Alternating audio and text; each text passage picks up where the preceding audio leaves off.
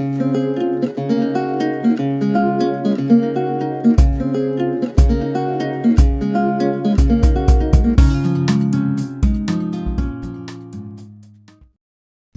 दोस्तों, बहुत बहुत स्वागत करता हूँ आपका हमारे और आपके अपने इस video channel talk from Sumit पे। दोस्तों, मैं हूँ आपका दोस्त सुमित। अगर आपको हमारा वीडियो अच्छा लगे तो लाइक करना, कमेंट करना और शेयर भी। दोस्तों, हम अपने चैनल पर ऐसे अब नए वीडियो अपलोड करते रहेंगे, तो उन वीडियोज़ की नोटिफिकेशन पाने के लिए इस चैनल को सब्सक्राइब ज़रूर कीजिएगा, ताकि आप देख सकें हमारे वीडियो सबसे पहले। दोस्तों, आज के इस टॉपिक में हम पढ़ेंगे लॉजिक एक 12th स्टैंडर्ड बुक में से चैप्टर है, जो कि मैक्सिमम 8 मार्क्स के लिए बोर्ड्स एग्जाम में पूछा जाता है। दोस्तों, बहुत ही इजी टॉपिक है। अगर आप इसे पूरे ध्यान से करेंगे और अच्छे से समझ के करेंगे तो 8 में से 8 मार्क्स आपको ज़रूर मिलेंगे। तो चलिए दोस्तों, आज का हमारा टॉपिक शुरू करते हैं। 3 पार्ट्स में डिवाइड करके पढ़ेंगे। पहले पार्ट तो इसमें हम सीखेंगे कि स्टेटमेंट क्या होता है। दूसरे पार्ट में हम सीखेंगे ट्रूथ वैल्यूज।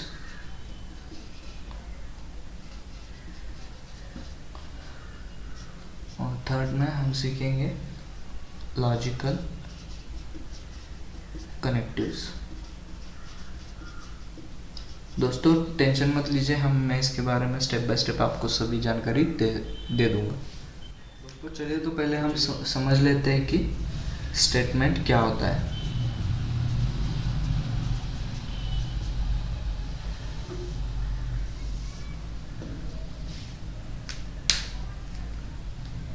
दोस्तों, स्टेटमेंट यानी कि एक सेंटेंस होता है जिसकी ट्रूथ वैल्यू एक तो ट्रू या फॉल्स ऐसी होती है, बट नॉट दी बोथ। मतलब एक सेंटेंस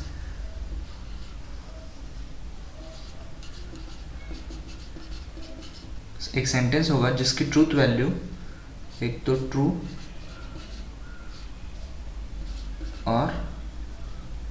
और फॉल्स, बट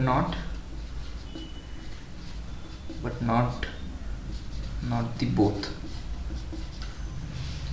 सेंटेंस जिसकी ट्रूथ वैल्यू एक तो ट्रू या फिर false, but not the both. इसको समझने के लिए हम एक अच्छा सा एग्जांपल लेते हैं।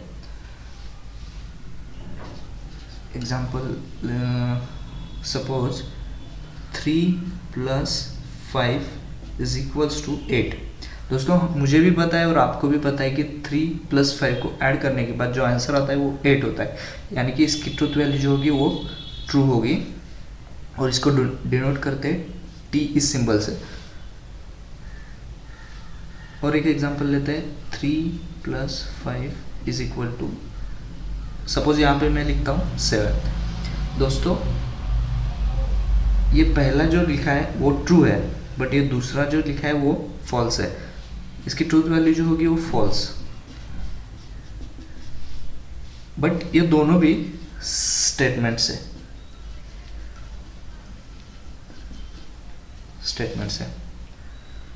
मतलब ट्रूथ वैल्यू ट्रू भी हो सकती है और फॉल्स भी हो सकती है, तो वो दोनों भी स्टेटमेंट्स होते हैं। अब हम बिना स्टेटमेंट वाला एक एग्जांपल लेते हैं।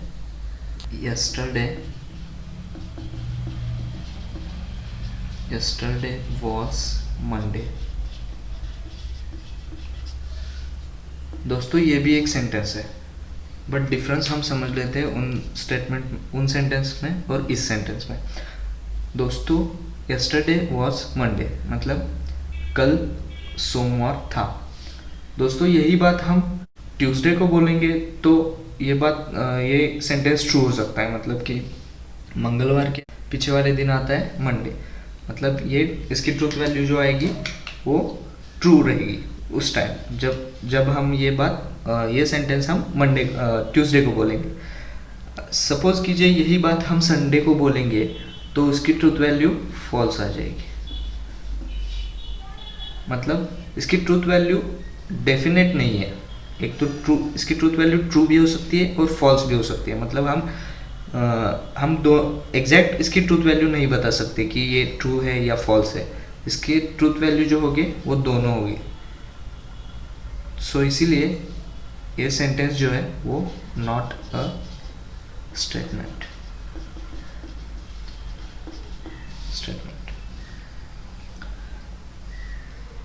दोस्तों आपको अब स्टेटमेंट के बारे में तो पता चल ही गया होगा, तो अभी हम अगले पार्ट हम डिस्कस करते हैं ट्रूथ वैल्यू।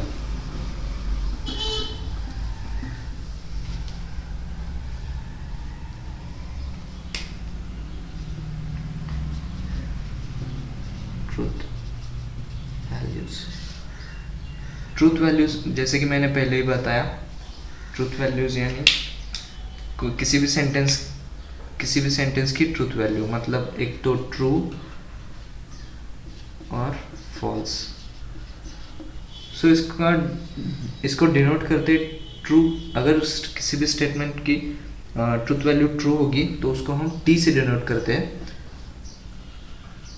और अगर किसी स्टेटमेंट की ट्रूथ वैल्यू फॉल्स होगी तो हम इसे एफ से डिनोट करते हैं। जैसे जैसे हम आगे आगे बढ़ते जाएंगे आपको इसके बारे में ज़्यादा से ज़्यादा क्लियर होता जाएगा। दोस्तों अब सीखते हैं हम लॉजिकल कनेक्टिव्स के बारे में। दोस्तों यहाँ पे 5 कनेक्टिव्स है इस चैप्टर में, तो उसके बारे में मैं लिख देता हूँ। पहला तो है एंड, दूसरा और, तीसरा इफ, चौथा इफ एंड ओनली इफ। इसे इफ के IFF ऐसे भी लिखते हैं, यहाँ पे मैं लिख देता हूँ इफ एंड ओनली इफ। और फिफ्थ निगेशन, इसे नॉट भी कहते हैं। दोस्तों इस स्पेसिफिक कनेक्टिव्स का स्पेसिफिक सिंबल है, तो उसके बारे में मैं आपको बता देता हूँ।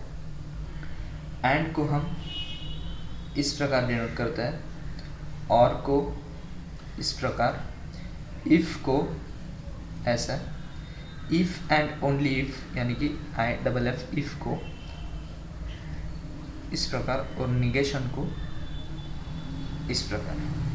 दोस्तों ये जो है ये सिंबल है इस स्पेसिफिक वर्ड के लिए। दोस्तों एंड और इफ एंड ओनली इफ और निगेशन को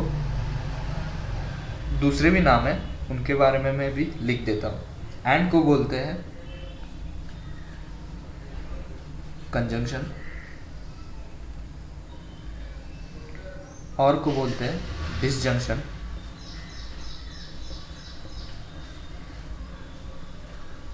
इफ को बोलते हैं implication, if and only if यानी कि IFF इफ को डबल इम्प्लीकेशन, और निगेशन को निगेशन ही बोलते हैं, निगेशन और नॉट।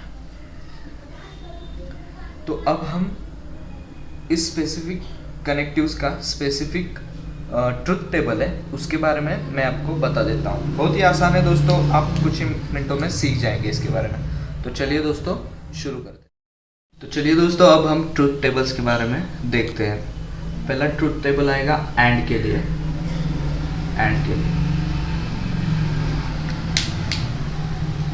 दोस्तों सपोज कीजिए P and Q are the statements, are the two statements. P और Q दो स्टेटमेंट्स हैं, तो हम P के लिए एक कॉलम बनाएंगे, Q के लिए, और P and Q के लिए, P and Q। दोस्तों एंड और के लिए कई स्टूडेंट्स जो है वो कंफ्यूज हो जाते हैं कि कौन सा सिंबल आ जाएगा, एंड के लिए ये आएगा या फिर ये आएगा। बेसिकली ये जो है वो और के लिए, तो मैं बता देता हूँ कि एंड को कैसे, इस सिंबल को एंड के लिए कैसे यूज़ करते हैं और इसे कैसे याद रखना है। दोस्तों एंड लिखने के बाद हम एन लिखते हैं, तो एन जो है वो कैसे लिखते हैं, इस प्रकार। तो ये एन का जिस प्रकार एन लिखते हैं वही सिंबल हम यहाँ पे लिख देंगे, मतलब एन ऐसे लिखते हैं तो इसका सिंबल एन। और सपोज एन के लिए ये हो गया, और के लिए और के लिए ऐसे आ जाएगा, ऐसे आ जाएगा। इसके लिए आप सिर्फ एन के लिए, एंड के लिए याद रखिए, और के लिए अपने आप आ जाएगा। तो आपको पता चल ही गया होगा कि कैसे याद रखना है। एन एन ये सिंबल ऐसे लिखना है, याद रखना है। तो चलिए दोस्तों, अब हम ट्रुथ टेबल की ओर चलते हैं। दोस्तों इसकी जो एंट्रियाँ जो होती है पी और क्यू की, वो फिक्स रहती है, वो मैं आपको बता देता हूँ। इसकी एंट्रियाँ रहती है पहले 2 ट्रू, आखिर के 2 एफ। ये जो है दो स्टेटमेंट के लिए चार ही सिंबल्स आते हैं, और अगर 3 स्टेटमेंट्स रहेंगे यानी कि पी क्यू और आर, तो उसके लिए 8 सिंबल रहते हैं। तो अभी हम 2 स्टेटमेंट के लिए सीखते हैं। टी टी एफ एफ, और क्यू का जो आएगा वो होगा T F T F, T T F F, T F T F. P के लिए जो होगा टी टी एफ एफ, और क्यू का जो होगा वो अल्टरनेट होगा टी एफ टी एफ। तो अब हमें क्या लिखना है, P and Q, P conjunction Q। तो इसका ट्रुथ टेबल जो आएगा उसकी एक बेसिक सी ट्रिक है जो मैं आपको बता देता हूँ। एंड लिखने के लिए, एंड का ट्रुथ टेबल लिखने के लिए, मतलब एंड का ट्रुथ टेबल के लिए एक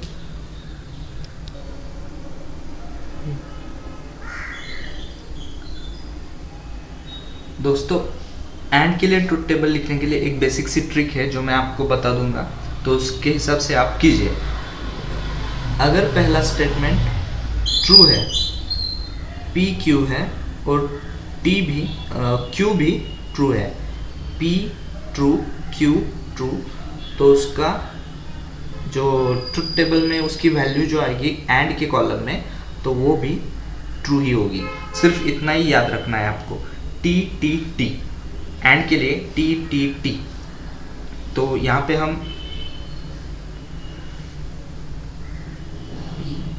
and Q, P and Q, T T, P का टी क्यू का टी। अगर P statement true, Q statement भी ट्रू, तो उसके truth value P and Q की जो ट्रुथ वैल्यू होगी वो होगी टू, टी यानी कि ट्रू। तो यहाँ पे हम कॉलम पी के और क्यू के कॉलम में चेक करेंगे और उसके हिसाब से हम एंड के कॉलम में लिख देंगे। यहाँ पे टी टी, तो यहाँ पे जैसे लिखा है T T T, T T T, तो आप सोचेंगे कि इस बाकी कॉलम में क्या करें, क्या लिखें, इसकी ट्रुथ वैल्यू क्या आएंगी। तो दोस्तों एंड के लिए टी टी टी और बाकी सब फॉल्स। ये एक बेसिक कॉन्सेप्ट है। एंड के लिए टी टी टी, पी की वैल्यू ट्रू, पी की वैल्यू ट्रू, क्यू की वैल्यू भी ट्रू, तो एंड का कॉलम में टी टी टी, अदरवाइज बाकी सब फॉल्स। तो T F false, F T false, F F false. ये हो गया एंड का ट्रुथ टेबल। अब हम सीखते हैं और का ट्रुथ टेबल। दोस्तों अब हम पढ़ते हैं और के लिए। तो जैसे कि हमने बताया था, सपोज कीजिए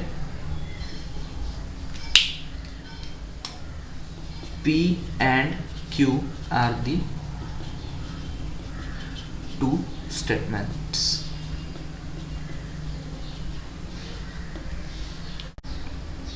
तो अब हम स्टेटमेंट्स लेते हैं। P एक स्टेटमेंट है, Q एक स्टेटमेंट है, और P और Q, और का सिंबल ये है। तो जैसे कि मैंने पहले बताया इसको याद कैसे रखना है, तो उसके हिसाब से आप याद रख लीजिएगा। तो जैसे हम पहले ही सीख गए, ये इन दो एंट्रीज जो होती है वो फिक्स रहती है इसकी। तो चलिए आपके बेटर अंडरस्टैंडिंग के लिए,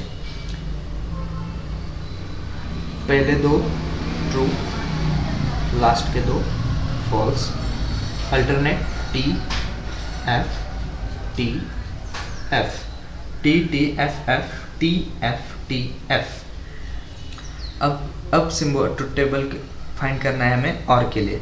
तो और के लिए भी एक बेसिक सी ट्रिक है, मैं बता देता हूँ आपको। P Q P and Q, अगर P की ट्रूथ वैल्यू F होगी और Q की भी ट्रूथ वैल्यू F होगी, P की ट्रूथ वैल्यू F, Q की ट्रूथ वैल्यू F, तो P और Q जो आएगा वो भी F होगा। तो हम इस टेबल में ढूंढेंगे, टेबल में हम फाइंड करेंगे, इसके हिसाब से हम टेबल को फिल करेंगे। तो देखते हैं F F F कहाँ पे है। F पहला P की ट्रूथ वैल्यू F, Q की ट्रूथ वैल्यू F, तो यहाँ पे हम लिख देंगे F।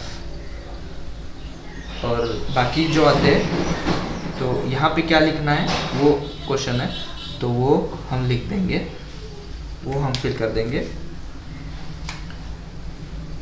T से। हमें सिर्फ याद यही रखना है F और के लिए F F F। अब यहाँ पे मैं लिख देता हूँ, दूसरा भी लिख देता हूँ, ये हम सीखे और के लिए।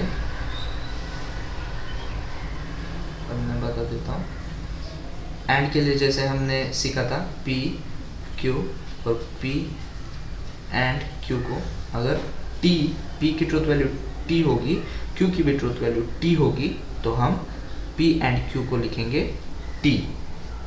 वैसे यहाँ पे और के ट्रूथ टेबल में P F होगा, Q F होगा, तो P और Q भी F होगा। बाकी बस सिर्फ इतना ही आपको याद रखना है, बाकी कुछ भी नहीं है इसमें। तो चलिए हम अपने अगले ट्रूथ टेबल की ओर चलते हैं। इम्प्लीकेशन।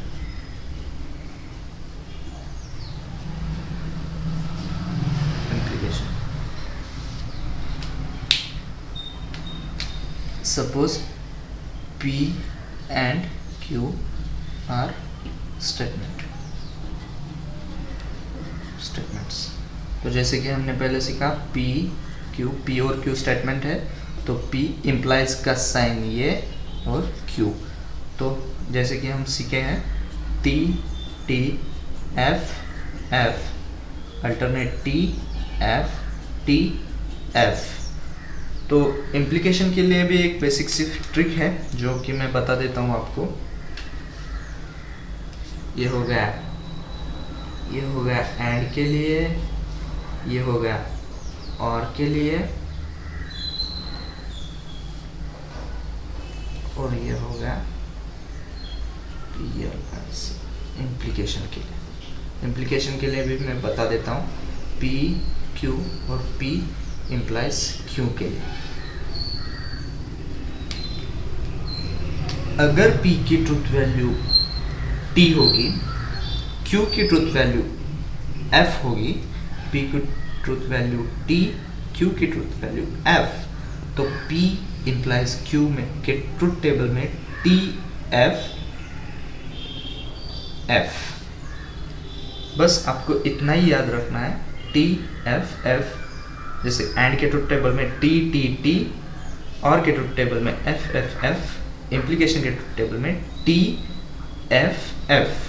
तो हम यहाँ पे इसके हिसाब से ही हम इस ट्रूथ टेबल में फिल करेंगे T F F और बाकी सब ट्रू। बस दोस्तों इतनी सी ही बात है, तो आपका ट्रूथ टेबल जो है वो फिल हो जाएगा। तो आज अब तक हमने सीखा एंड का, और का, इम्प्लीकेशन का। अब हम सीखते हैं डबल इम्प्लीकेशन का। दोस्तों ये भी मैं रफ कर देता हूँ, अगर आप चाहे तो इसे नोट भी कर ले सकते हैं, और आपको सिर्फ इतना ही याद रखना है। तो चलिए दोस्तों अब पढ़ते बाय कंडीशनल। बाय कंडीशनल को डबल इम्प्लीकेशन भी कहते हैं। तो सपोज कीजिए इफ P एंड Q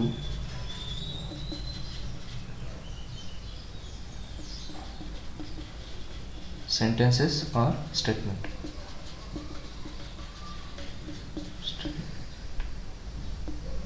तो जैसे कि हम पहले पढ़ चुके थे, P का टेबल लिखेंगे, Q का लिखेंगे, और P बाय कंडीशनल का साइन क्या है, ये वाला, और Q।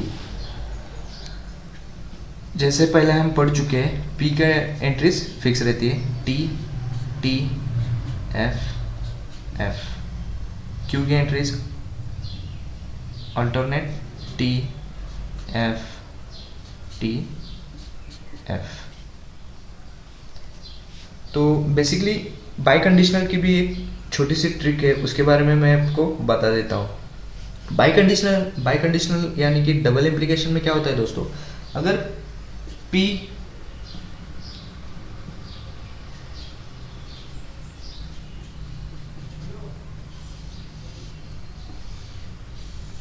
बाई कंडीशनल में क्या होता है, अगर P की ट्रूथ वैल्यू ट्रू, Q की ट्रूथ वैल्यू भी ट्रू, तो P implies Q, P double implies Q की ट्रूथ वैल्यू क्या रहती है, ट्रू। साथ ही साथ P की ट्रूथ वैल्यू F, Q की ट्रूथ वैल्यू F, तो P इम्प्लाइज Q की ट्रूथ वैल्यू भी क्या रहती है, T। यानी कि in short implication, double implication में क्या होता है, दो सिमिलर सिंबल्स के लिए T ट्रूथ वैल्यू आती है, यानी कि P की ट्रूथ वैल्यू भी सेम, Q की ट्रूथ वैल्यू भी सेम, तो आएगा ट्रू। तो वो T T भी हो सकता है और F F भी हो सकता है।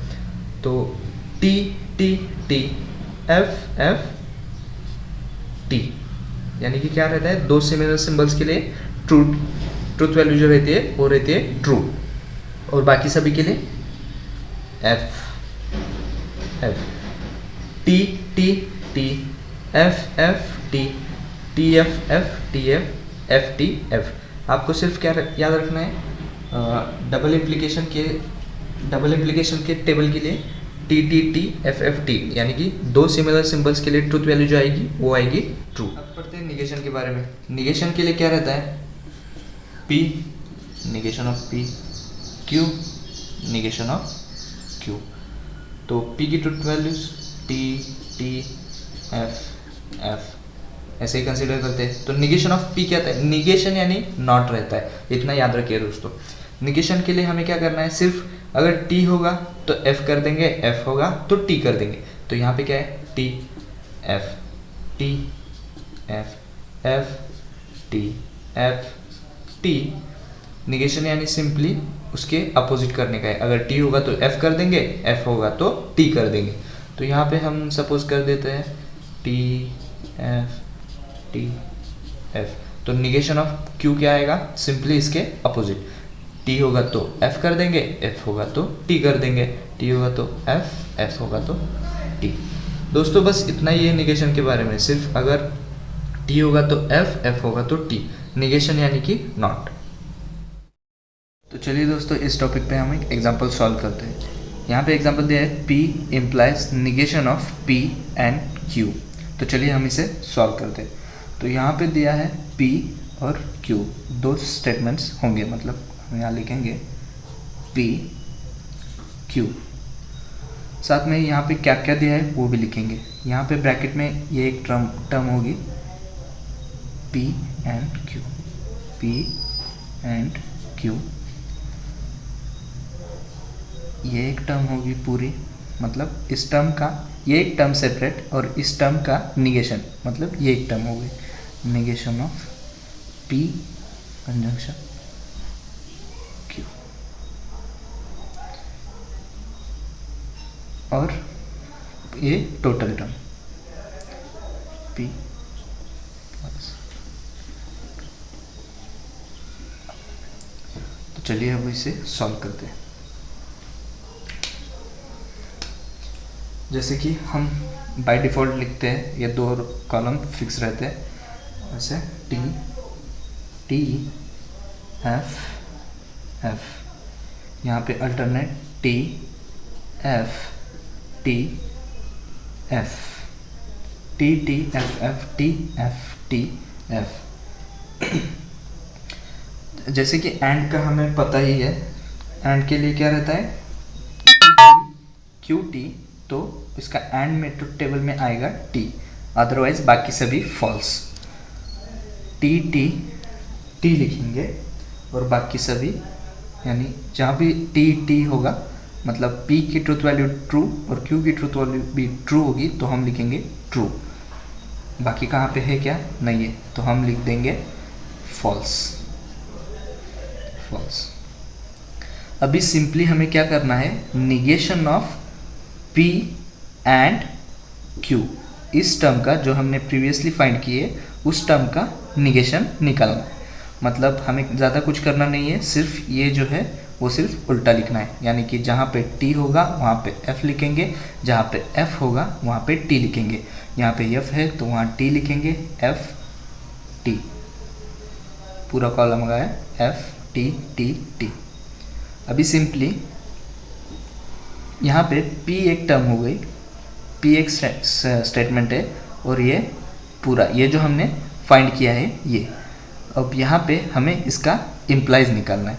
तो इम्प्लाइज का क्या फॉर्म, इम्प्लाइज की कंडीशन क्या थी, इम्प्लाइज की कंडीशन थी T F F, T F F, बाकी सब ट्रू। तो हमें देखना कौन सा है, P और negation of P and Q।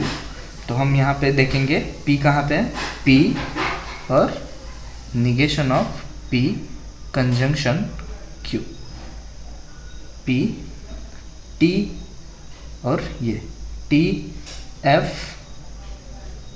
F, T F F, यहाँ पे T यहाँ पे F, तो F T T हम क्या लिखते हैं, T लिखते हैं, F T, बाकी सभी हम जहाँ पर भी T F F T और F होगा मतलब कि पहली कंडीशन ट्रू होनी चाहिए, दूसरी कंडीशन फॉल्स, तभी हम फॉल्स लिखेंगे। बाकी सभी जगह पे हम T लिख देंगे। तो हमें चेक कहाँ पे करना है, जहाँ पे T होगा वहाँ पे। तो T T T आ गया, F T ये भी T आ गया, F T ये भी T आ गया। इम्प्लीकेशन का रूल क्या है हमें पता है, पहला स्टेटमेंट जो है वो ट्रू होना चाहिए, उसकी ट्रूथ वैल्यू ट्रू होनी चाहिए, और दूसरे स्टेटमेंट की ट्रूथ वैल्यू फॉल्स होनी चाहिए। तो और हमें चेक कहाँ पे करना है, P और negation of P conjunction Q, P और negation of P conjunction Q। तो T F F ये हमारी कंडीशन सेटिस्फाई होती है, तो T F F लिखेंगे। T यहाँ पे है बट यहाँ पे F नहीं है तो यहाँ पे हमने T लिख दिया, यहाँ पे F है यहाँ पे T है तो हमने T लिख दिया, क्योंकि ये कंडीशन सेटिस्फाई नहीं होती। जहाँ पर भी T F F पहली कंडीशन ट्रू, दूसरी कंडीशन फॉल्स, तो हम लिखेंगे फॉल्स। बाकी सभी जगह पे अदरवाइज